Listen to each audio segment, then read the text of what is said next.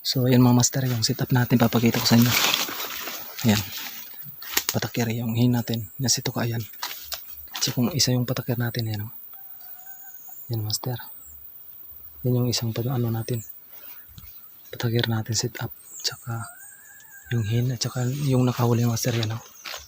Dito nakahuli, yan o, yung isa o.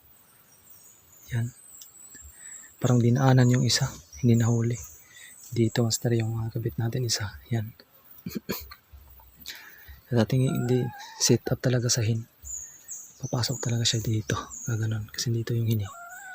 Kaya ganda ng setup natin, yan o, yung patakir natin. Pakita ko sa inyo master kung gaano ito